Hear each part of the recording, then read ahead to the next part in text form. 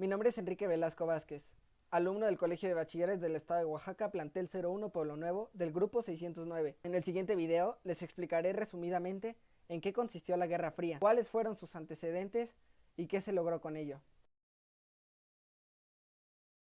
La Segunda Guerra Mundial, para muchos considerados como el conflicto bélico más grande de la historia de la humanidad. Fue un conflicto que se dio entre los años de 1939 a 1945, en donde resaltan grandes naciones como Estados Unidos, Francia, Inglaterra, Italia, Alemania y Japón.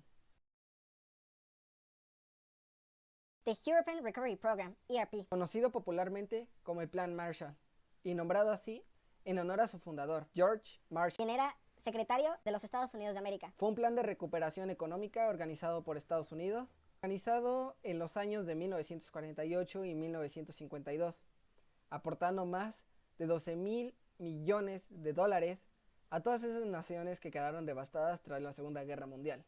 Las causas que motivaron al plan de Marshall. Aunque pretendía servir como base para la recuperación económica y social de algunos países europeos tras la Segunda Guerra Mundial, se cree que este plan era una ayuda desinteresada por parte de Estados Unidos, ya que llegó a implicarse en la reconstrucción de Europa, que sirviese para frenar la expansión del comunismo de la influencia soviética. Con el apoyo a la reconstrucción de Europa, se esperaba contribuir a crear sociedades prósperas, en las que existieran derechos laborales en un contexto de bienestar económico y social. Con ello se trataría de evitar situación de pobreza, desigualdad y desestructuralización social.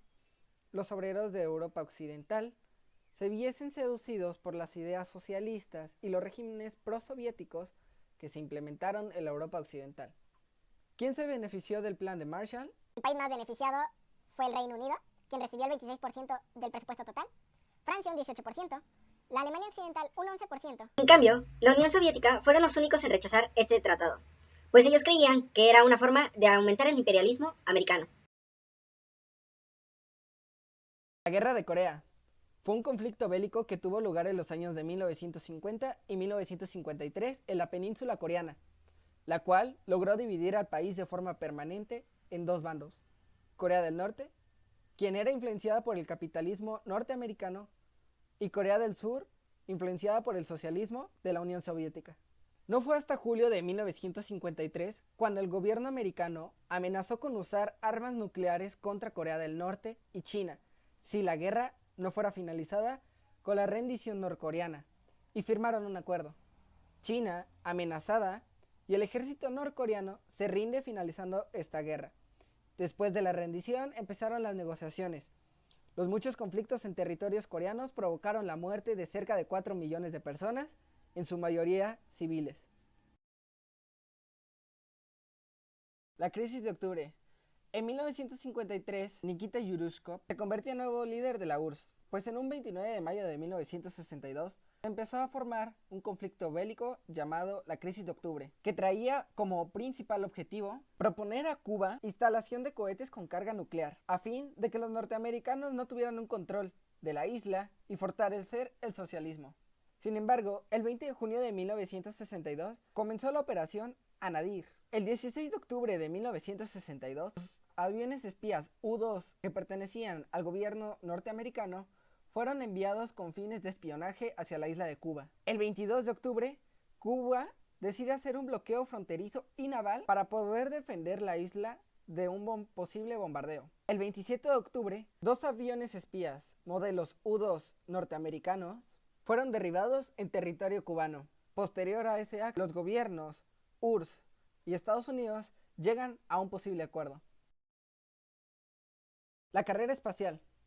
Debido a todos los conflictos que se tenían en esa época, el mundo tenía un hueco económico y social que pretendieron aprovecharse de ello las dos grandes potencias de la época, enfundándose en una carrera armamentista y espacial que para muchos comenzó con la Guerra de Corea en 1950. Así, la guerra entre Estados Unidos y la Unión Soviética había empezado con diferentes sucesos a lo largo de las siguientes décadas, peleando indirectamente a través de otros conflictos y eventos ocurridos. Estados Unidos veía un peligro para su economía si el socialismo se propagaba en un efecto dominó.